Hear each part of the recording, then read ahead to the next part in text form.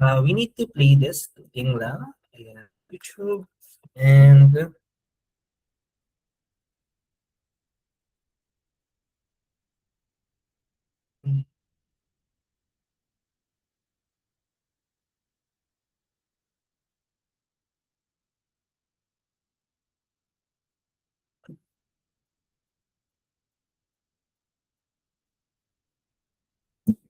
all right. So before we start, let's have some DUSD primer again.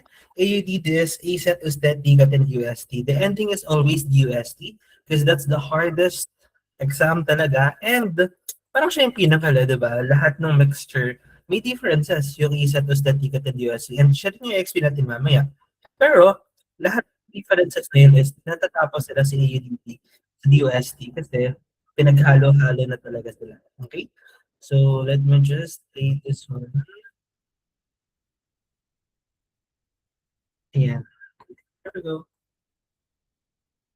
Melanie, can you click this, click this link na nasa chat box. And share tab. Share screen. Share.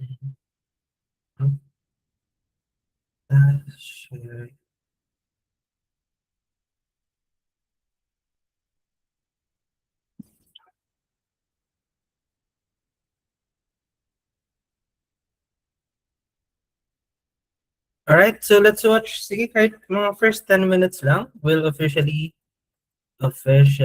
start at 9:10 p.m. after watching. I think, sino tapos na sa DOSC National Mocks? Reasons nga. Sino tapos na sa DOSC National Mock? So, I think, napanood din naman na most nung nandito. Sino? Maraming absent kahapon and kanina. So, let's start. And, here we go.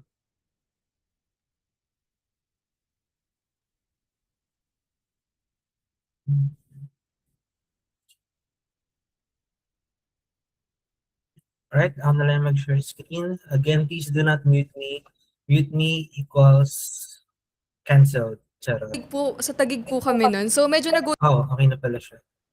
Okay, sige, go ahead.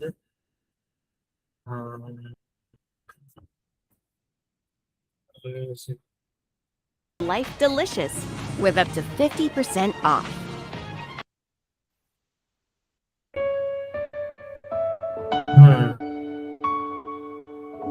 I think wrong link. Wait lang.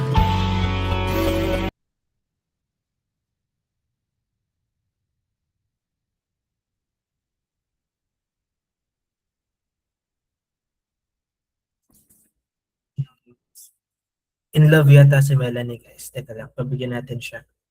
Alright, so let me do this one.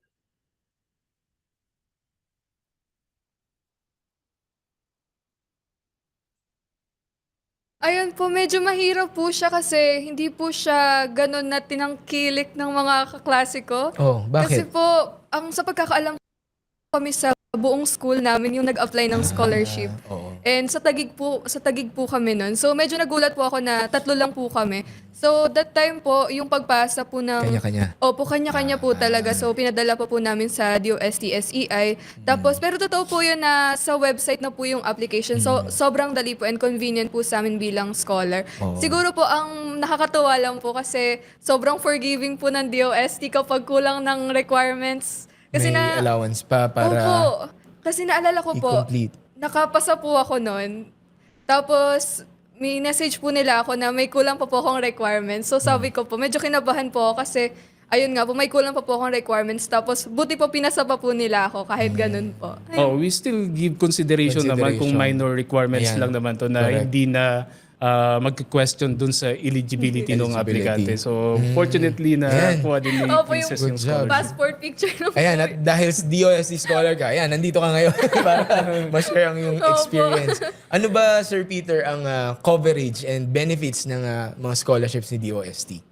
Of course, nandyan yung financial assistance na binibigay ng DOST. Medyo malaki siya. May kalakihan na rin ngayon.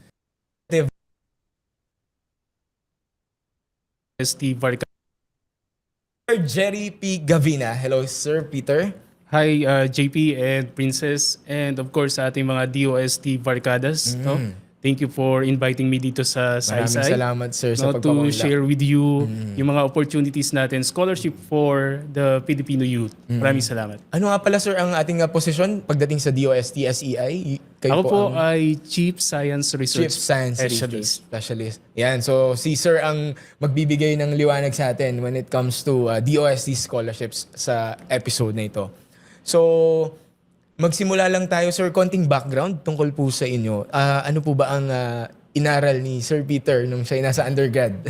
Katulad ni Princess na isang DOST scholar, ako din ay isang DOST proud scholar DOST scholar way back 25 years ago. So, huwag nyo nang i-compute Huwag nyo yung mag-compute. So, gano'n siya katagal. So, 25 years ago, I was a DOST scholar and I took up BS Agriculture, major in Agricultural Economics sa Central Bicol State University of Agriculture. Okay. So, yun yung tinapos ko. And after that, na-hire ako, na-practice ko yung profession ko as statistician sa Bureau of Agricultural Statistics. Part siya ng Department of Agriculture before, and now part na siya ngayon ng Philippine Statistics Authority. So, after 5 years being a statistician sa BAS, DA, I transferred dito sa Science Education Institute Sa DOST na. as Science Research Specialist 2. So, ang trabaho ko naman doon ay still more on data, more on statistics. Kami yung gumagawa ng proposal for budget ng scholarship. So kami rin yung nagkakandak ng certain researches para dun sa pag-improve ng scholarship policies. So yun yung naging trabaho ko. Very interesting yung trabaho ni sir. And very kumbaga importante para matulungan yung mga estudyanteng Scholar. Pilipino natin. Opo. Nakakatuwa rin po na narinig na si Sir po isang scholar din po pala ng Oo nga. DOST. Alam mo, yan yung hindi ko nakuha nung nasa college ako kasi may isang scholarship dun sa isa namang mas malaki. Isang malaki ding scholarship. Opo. But I think mas malaki yung in-offer ni DOST. Kaya baka naman, princess. Opo. Ayan nga po. Oo. Pero gusto po naming malaman, kasi may mga students po talaga na hindi po sila ganon ka-familiar sa DOST scholarship. Ngayon po, ano po ba talaga yung pangunahing layunin po ng DOST undergraduate scholarship? Ang pangunahing layunin ng DOST SEI Undergraduate Scholarship ay hikayatin ang kabataang Pilipino na mag-pursue ng priority program sa STEM and eventually mag-pursue ng career sa STEM. So kinakailangan natin yung mga ganitong expertise para matulungan ang ating bansa para umunlad. No? So yun yung layunin namin. Gusto namin na paramihin pa ang ating mga scientists, ating mga researchers, engineers, mathematician, katulad mo as teacher, Yan. future teachers. So gusto rin namin paramihin yung mga science and mathematics teachers. Ayan. So sa dami ng scholars na natutulungan ng DOST taon-taon, di ba, sir? Ano ba yung pinaka-fulfilling na nakikita nyo sa pag-execute ng mga programang ito? Napaka-fulfilling na makita yung mga scholars na gumagraduate every year. And napaka-fulfilling makita yung mga transformed lives. Kasi sa atin sa DOST, no, sa scholarship, meron tayong 3 uring ng scholarship program. We have the Merit Scholarship Program na nagsimula pa noong 1958. Ganun na katagal, no? Grabe. So the former secretary ng DOST, si Dr. Padilina, is one among the scholars, so pioneering scholars ng Merit Scholarship Program. Okay. And then we also have the RA 7687 Scholarship Program. So ito naman ay para dun sa mga mahihirap pero may angking talino, no?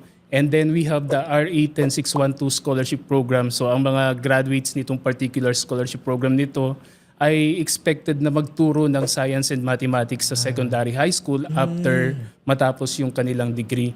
So napaka-fulfilling lang na makita, lalong-lalo na yung mga graduates ng RA 7687 kung paano sila noon, ano yung status ng kanilang buhay noon, hanggang sa kung ano na sila ngayon.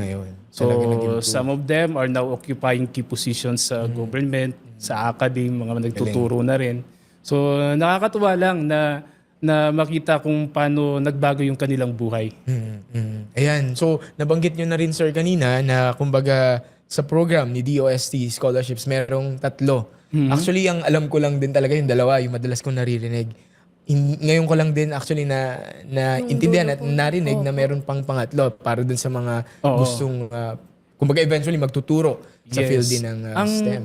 RA 10612 kasi ito ay para sa mga third year college students na enrolled sa mga priority programs covered ng DOST SCI scholarship. So dito pa, ito sir yung JLSS ba? JLSS. Tama? Okay, so JLSS. Part alam ng ko siya as JLSS. Part siya ng Oo, JLSS. junior level. So kasi ang junior level. level, we still have yung RA 7687 scholarship program, the merit, and now we have the RA 10612 scholarship program. Okay. So sila yung supposedly rich in content kasi mga engineers ito, mga mathematicians, mga pure science, Correct. yung kanilang pinupurso, and then after graduation nila, i-hire sila ng DepEd to teach science and mathematics or engineering subjects sa high school. Ayan. So at least for our viewers, most especially yung mga estudyante natin, aware kayo na merong nag-exist na scholarships, and syempre helpful ito lalo dun sa mga nasa, sabihin nating high school, kasi at least aware na kayo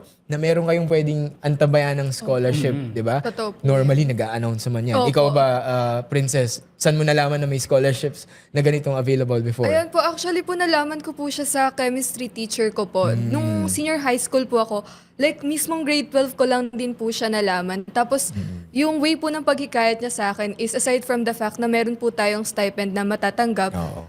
is nasabi niya po kasi na pag announcement po ng scholarship is makikita po yung pangalan sa newspaper. Oo. So, Ayan, oo. opo. Yun nga, yung isa sa Po, It's a so, proud moment Proud para moment. sa iyo. No?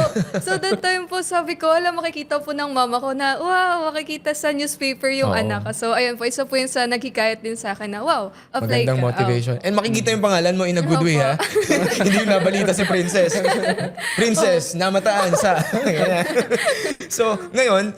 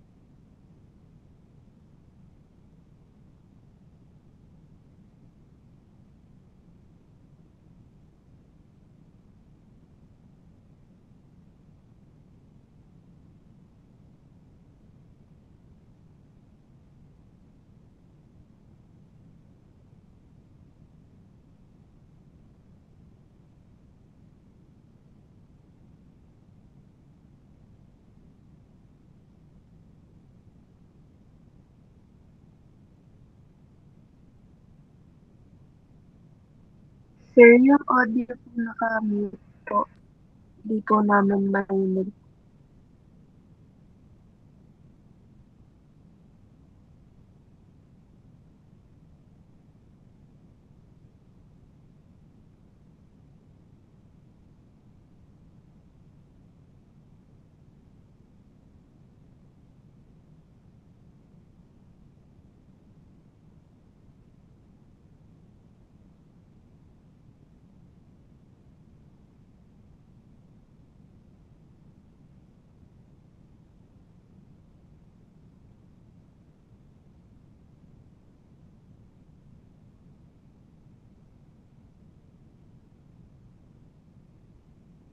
Alright, I'm back, everyone. Good evening.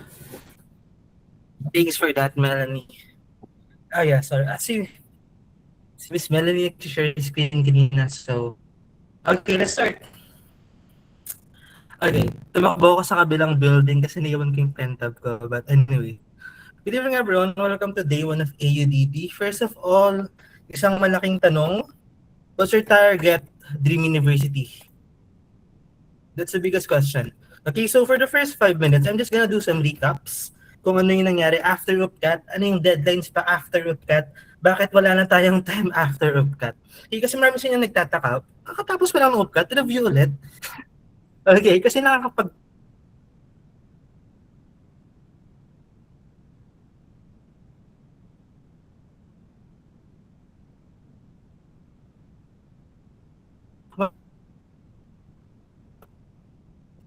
sa mga again, this is ADD day 1. Before ako magturo, gusto ko lang i-clarify bakit nagre-review ulit tayo.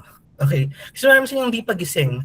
Okay? There's a lot of posts sa Colegio updates na open na this, open na that, but you don't have anything to compare the deadlines with kasi mga tulog pa kayo. Okay? Siyempre, stress after cut. So, after cut, gusto na lang matulog, magpahinga, reasons. Honestly, yung gusto magpahinga muna from every freaking stressful things, di ba? Parang, let's sleep muna, let's pahinga. Okay? Pero ako nagsabi sa inyo, ano tayong time magpahinga? Okay? Kasi first, tignan natin itong assignments natin ha. The opposite cut reality, deadline pala siya kanino 9 p.m. Tignan natin, ilan kayo nagpasa? Kasi nga, from 0 to 600, sa tingin nyo, ilan yung nagpasa sa post-cut reality assignment? Hulaan nyo nga. Give me a number. Ilan sa inyo nagpasa? So, cut choices finalization. Give me a number, guys. 200, okay, 85, 54, 20. Realistic si Nicole, ano? Tingnan natin. Ilan kayo nagpasa ng kanilang assignment? Uy, 51. Uy, may naka-50. Sino yung nag-50 kanina? Ang galing nun. Okay, so there's 51 dreamers na tapos na mag-isip. Okay, why? Kasi after UPCAT, sinabi ko nga sa inyo, repeatedly, wala na kayong magagawa sa grades. Ayun na yun eh. Wala na, di ba? Wala na kayong magagawa sa exam scores ninyo. Tapos na eh. Di ba? Ano lang makokontrol nyo? Yung inyong pangarap. Yung realistic na pangarap. And hindi naman kasi fighting for your dreams with being realistic. Okay? So, kitang-kita sino to, Ryan. Okay? Pinalista ko sa inyo, starting from UP, ano yung program choices mo? Ano yung UP campus choices mo? UP campus and then choices and then just think. Okay? Kasi for your batch, remember, paulit-ulit ko itong sinasabi. Last year, kailan ng USTET? October, December, and January. Ang DCAT last year for the main campus is January. Ang DOST is February. Ngayon, kailan na yung big four exams natin? Both November, both sa November is, nandiyan na ang DCAT. Pinost ko actually siya dito. Tingnan natin, balikan natin siya dito. So just give me this first 10 minutes, okay? Before we review again, kasi baka akala nung iba, advanced review pa to eh. I'm sorry, but no. Hindi na to advanced review, okay? Hindi na to marketing strat lang. Literally, wala na tayong time, okay? So right now, I just like to clarify before we start, we're not doing anything in advance. Sakto na to. Wala na tayong time. If you open the G-Sheets, hindi ka mo natapos magtapos ng schedule eh. Natapos ko yung sa ASET. Realistically, yung sa STET, DCAT, saka DOST, wow. Napamami-oni tayo. Tulad yung sabi ni Sir Prince, na-stress kami. Kasi medyo, what the hell is happening? Okay, so gusto ko lang marinawan kayo na whatever we are doing right now is not considered as an advanced review kasi wala na talaga tayong time. Okay? So, saktong-sakto na lahat for this one. Okay? Reason, sige, from 0 to 100%, nasang banda na kayo sa ASET application ninyo? Yung mga na dito, 0 to 100%, nasaan na kayo banda sa ASET application ninyo? And remember, ASET, maraming hindi nakakaalam, pero Ateneo, yung pinaka mapagbigay sa scholarships. Without Ateneo, almost wala lang. Ang hirap makapasok sa Big Four if wala kang pera. Realistically. The sequence is Ateneo, so siguro 80% mapagbigay. LaSalle is 30 to 40% na pagbigay. UST is 5%. Okay, kasi sa UST, makapag-iging scholar ka lang if enrolled ka na sa kanila. Sa LaSalle naman, super konti lang nung binibigay ng scholarships. Neither you have to be super mahirap or merong partial scholarships pero para lang talaga sila sa mayayaman. Pero sa Ateneo, it's literally top-notcher or needs-based. So yung pinakamadami talaga. Okay, even nandiyan pa kay OAE, yung target nila is gawing 20% ng ating population ay scholars. So yung pinakamabuti ang loob. Okay? So just to clarify, ayan. Dito tayo ha. Okay. So, Miss Melanie, can you take a screenshot and pasend ulit sa AUDD and UPCAT GCs? Ayan, para aware sila na, yo, gising na, wala na tayong time. Okay. So again, meron tayong scholarship seminar sa Wednesday. That is for Ateneo kasi yes, there's a lot of issues na Ateneo has been facing, pero remember, magkaiba yung sports department and yung OAE. So literally, if hindi ka naman hindi ka naman papasok through the sports program, I don't think you have much to worry about and you're actually missing out a lot. And before this year, I think yung mga galing sa big schools, I think before this year, you know this story na maraming pumipili ng Ateneo de Manila University over UP Diliman for mental health reasons. Kasi UP is UP. Sila yung isa mga pinakamaalaga sa scholars, maalaga sa mental health and such. So, medyo yes, nagka-flaw sila with the recent, issues with the basketball team. But besides that, ang daming pumipili ng ADMO over UP because of safe, para mas ma-enjoy nila yung college life. So, yun yung gusto namin push na because of the recent bad narratives about Tanay, which is real naman, they have to be accountable and everything. Marami na sa inyong hindi aware kung ano yung reality, how good ADMO is, and how flavorful their scholarships are. So yung reason natin for the scholarship seminar this Wednesday, we'll be inviting 3 Hulagpos students, 3 to 4, isang top notcher sa ASET, isang dalawang FinAid, and isang academic scholar. So, you know their stories. Okay? So right now, going back here, ano yung nangyari? ASET last year is October to November pa nga eh. Ngayon, wala na, September, 1 month earlier. USTET, walang nagbago sa USTET, fortunately. Pero schedule siya, October, December, and January. DCAT, January siya sa main. Ngayon is November 8. May September pa nga eh, mga provincial. Pero sige, let's stick sa main. November. So that's like 2 months earlier. While DOST is February last year, ngayon is November na din. And look at the schedules. Okay? 1 week apart ang DCAT at DOST. Okay? 1 week apart. So with that, maraming tatanong, sir, pwede po mag-review ng for DOST lang? Like, 1 week apart eh. So what will you do after DCAT? Ika-cram mo within 1 week yung DOST. So medyo hindi siya feasible. Okay? So everyone, anong ititignan niyo sa Big 4? What Big 4 exams will you take? Can you chat just to make sure na repress tayo. What Big 4 exams will you take, guys? Let me see. Lahat. Very good. That's the correct answer. Lahat. Okay. Kasi first of all, okay, sige. Hindi kasi private high school lang may bayad. If you're from a public school, tapos ayaw mo mag-take, kasalanan mo na. Okay? Kasi pinusta natin kanina eh, how to waive the fees and everything.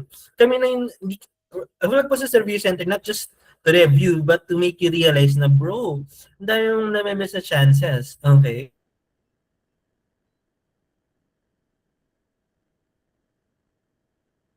Just look at this po. USD kapag top ka, technically USD ka lang magbabayad eh. And 600 for, what if? Diba? Huwag mong tipirin yung pangarap mo. Okay? So, wala akong pang tuition. So what? Apply for scholarships. Actually, kung wala kang pang tuition, edi thank you boss, kalaban namin. Why? Kasi sure ka bang papasa ka agad?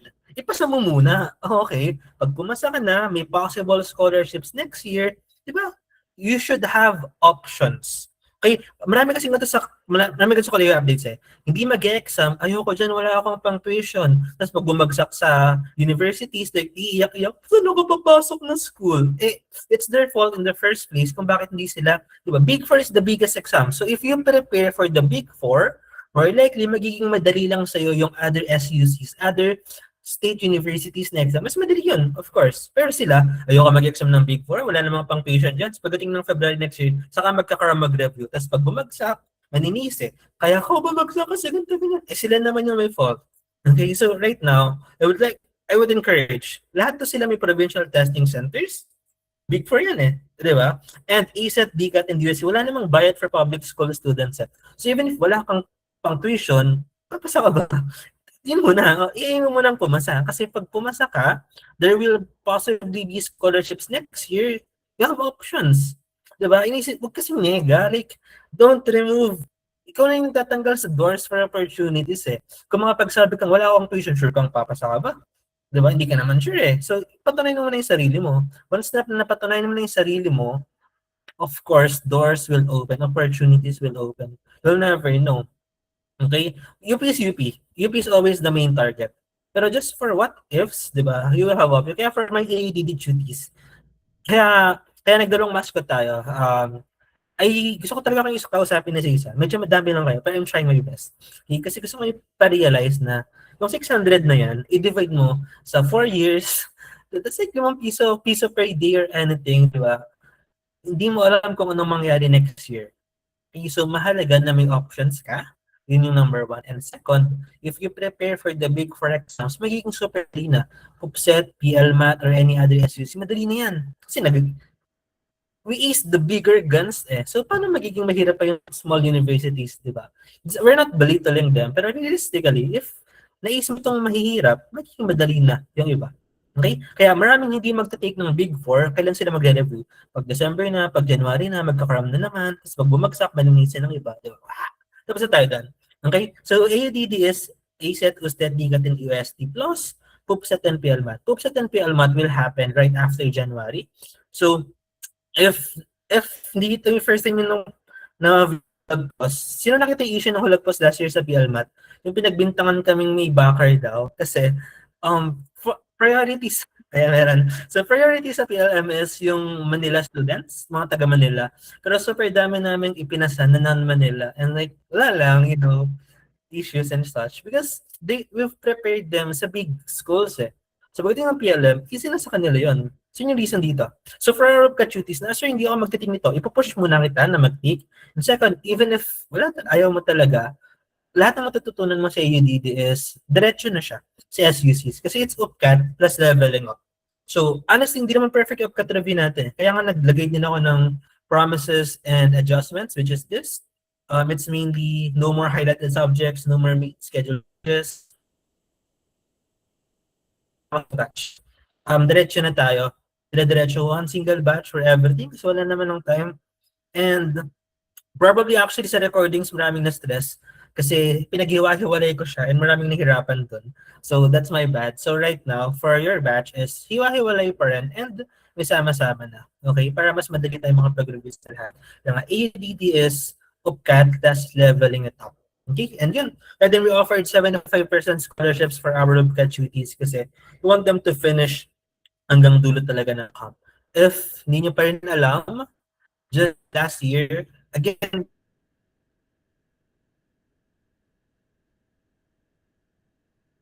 just give me this first few minutes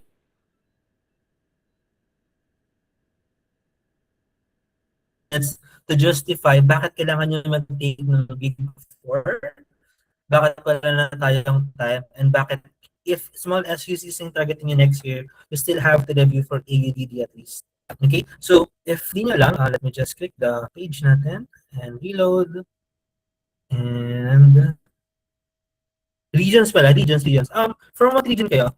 Okay, guys, sa mga dito, from what region kayo? So bear with my internet for the moment. The bagyo is still bagyoing. S19. Let me just switch my Wi-Fi. If it's, yeah, okay, it's working.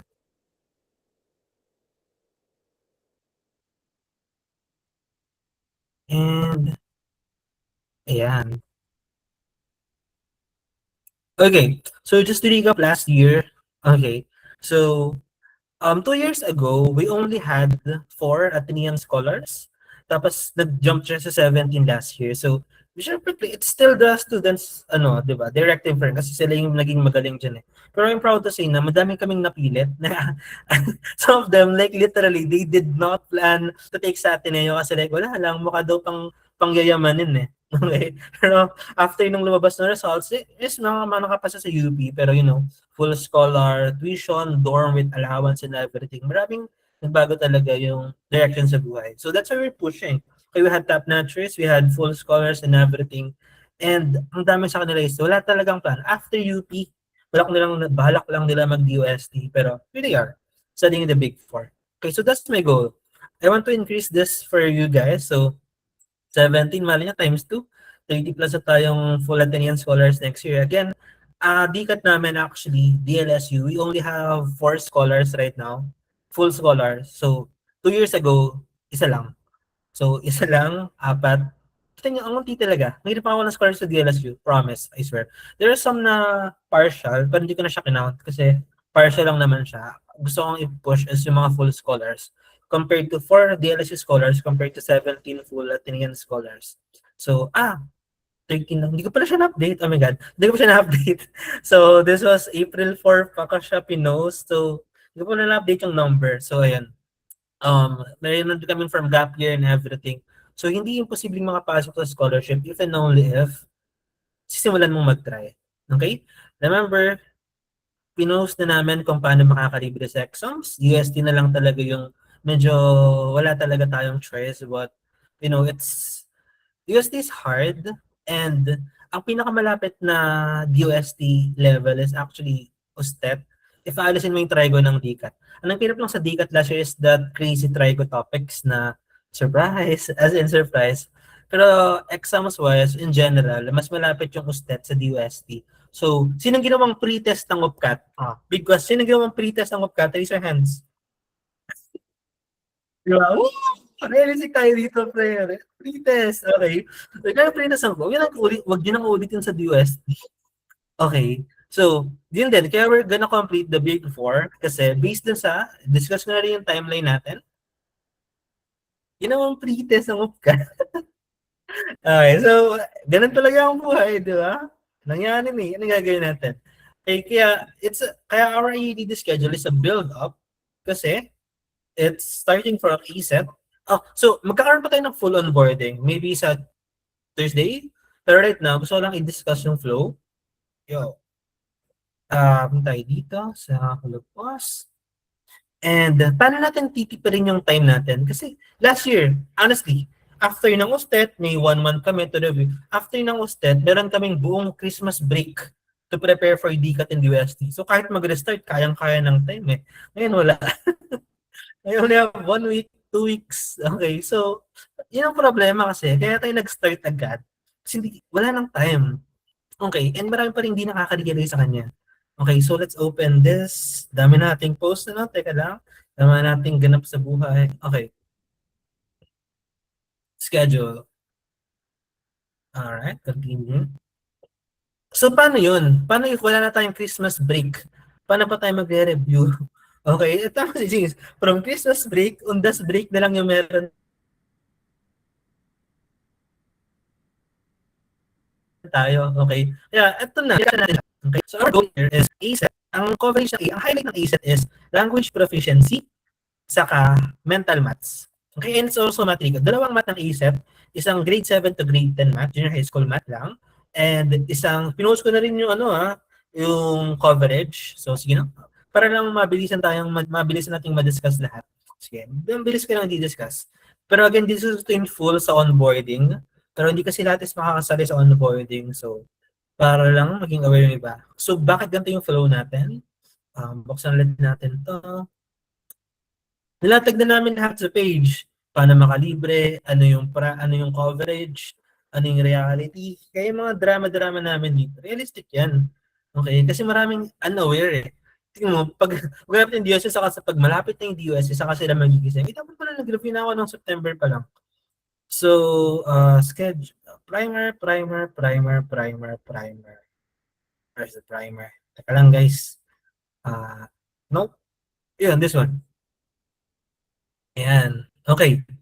Ang math ng ESET, isang math proficiency, which is the normal grade 7 to grade 10 math. Medyo iba lang yung phrasing niya kay UCAT. Medyo lang naman. Okay, and the numerical ability, that is elementary to grade 7 math, pero may ibang topics sa select, geom, and combo and probability, just the speed maths. Okay? Kaya ang focus ng ASET will be dito, lang prof plus mathematics recap.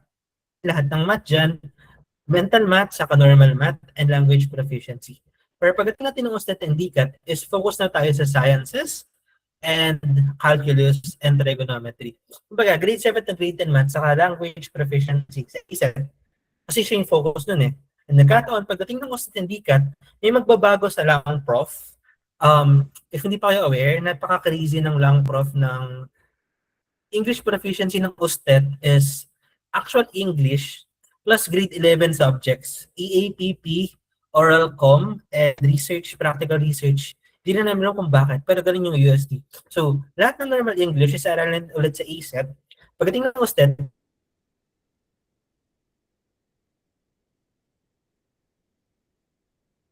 level up siya, oral com, practical research, EAP. Ganun yung schedule natin. So, mahaba ang English yan. Pagdating ng USTED natin, it's gonna be, yo, internet, wake up. Pagdating dito, ayan, oral com, practical research, EAPP. Pero ganun siya. So, kumbaga, hindi tayo magre-review from scratch.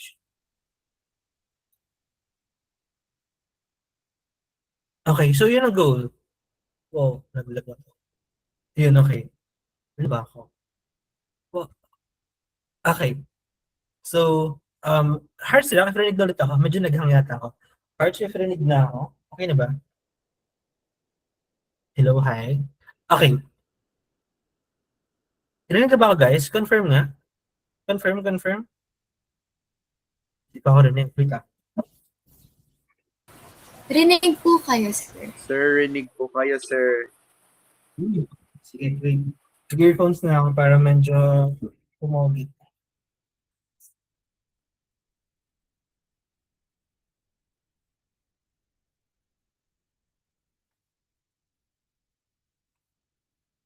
Ayan, mic test. Alright, so yun ang goal. Okay, kasi wala tayong time to aral from scratch. As in, wala na. That's why it's gonna be a build-up.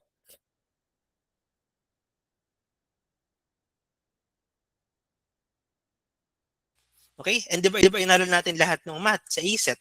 So pag after ng ACET is pupunta tayo sa sciences and STEM. STEM, okay. Pre-calculus, calculus, freaking statistics, and trigonometry. Okay, so leveling up. So if nagtanong, sir, kailan ang start ng review ng USTED? Ngayon. Kailan ang start ng review ng DOST? Ngayon. Lahat nga ngayon nga, okay. Ngayon nga. Kasi build up nga siya. That's why it's AUDD. Para hindi tayo magpaulit-ulit sa review. So, para hindi stressful. Imagine, meron kang 1 week to review for the aralin mo lahat within 1 week. Di ba? Hindi kaya. That's why it's a build up. Let's start mastering from ACET, then jump to USTED, sciences, calculus, trigonometry, statistics, and then DCAT. DCAT starts as freaking, well, it's not hard, pero it's kakaiba. And then after DCAT, 1 week, di ba? After DCAT, look at this. After na ACET probinsya, 2 weeks lang. USTED Manila na. After USTED Manila, 2 weeks lang. DCAT Manila na. DCAT Manila, wala, kasunod na agad. Okay? So, wala na tayong time. Okay, that's again, this is no advanced review. Pag sabihin natin, ACET application that will be due next week.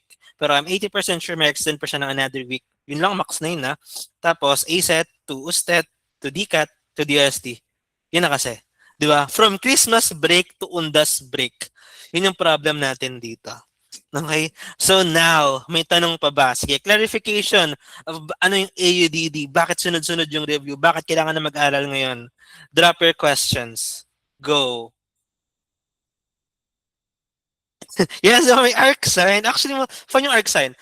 So, the web app nung unit circle trigonometry, ganun din siya.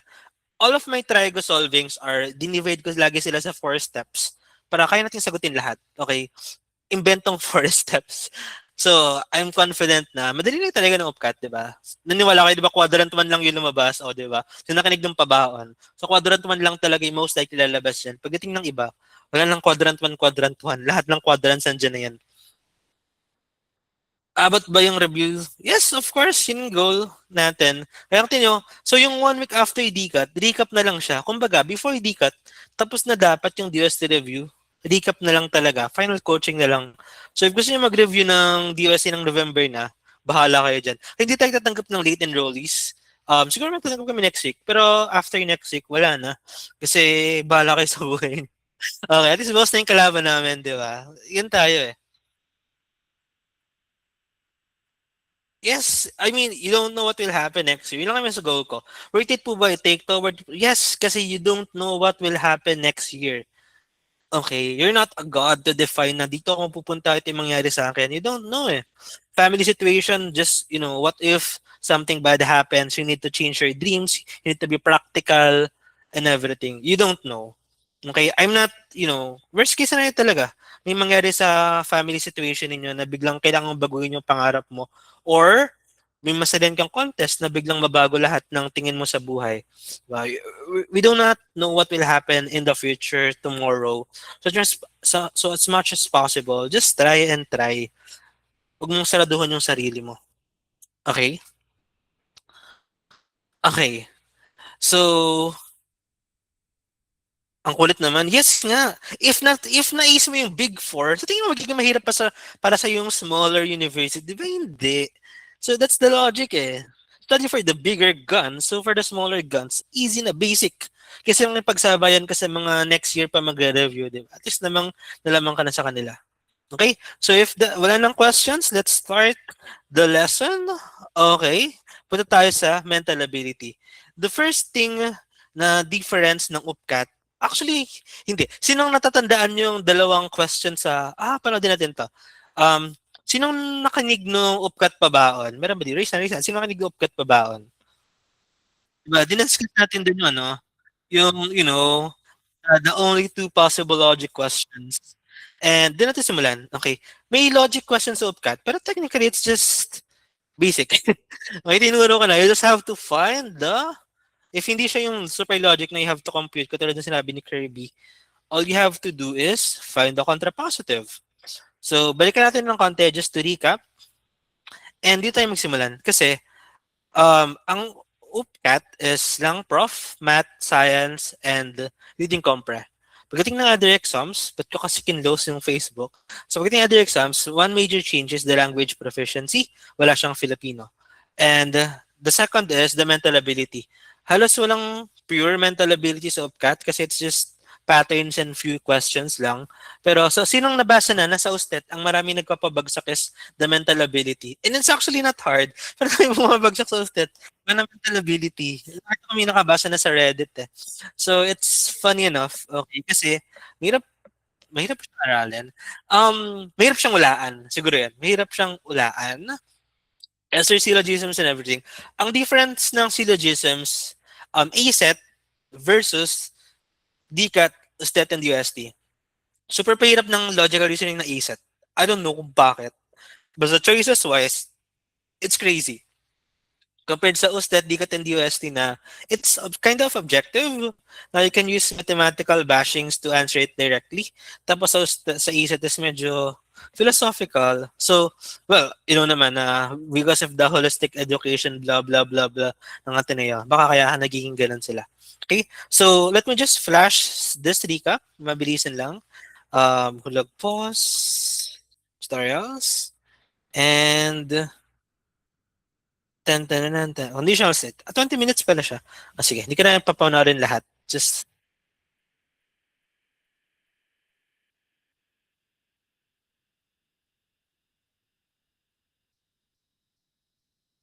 anong na-receive yung tanong sa UPCAT pagdating dito? Ganito ba? Or the other version?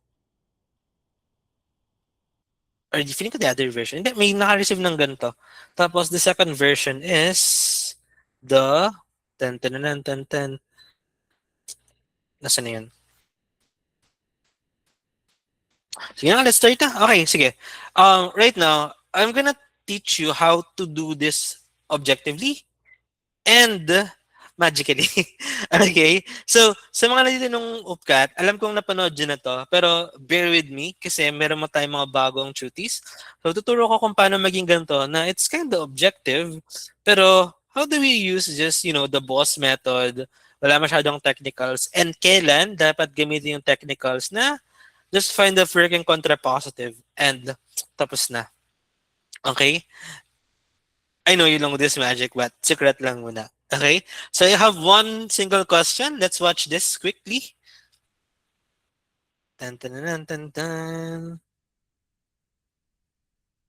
Okay, so sige. Everyone, please answer this. A, B, C, or D. All birds have wings. Eagles have wings. Therefore, eagles are birds. Tingnan natin. I think may nakakatanda pa sa inyo. Pero kunyari din niya sa tanda. Okay, so everyone, answer this one. And Lucid Spark.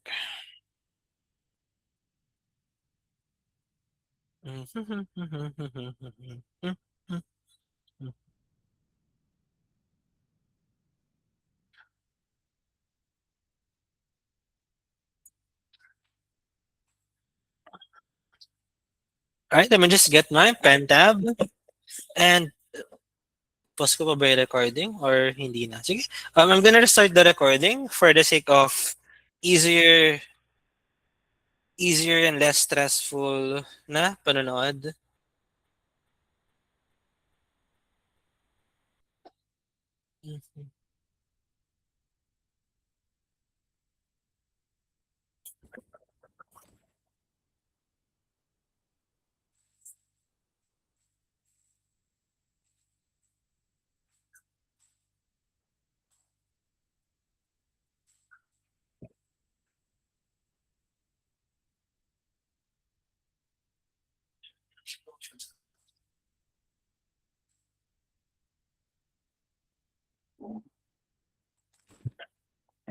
Finish ko rin yung recording, tapos start ko siya.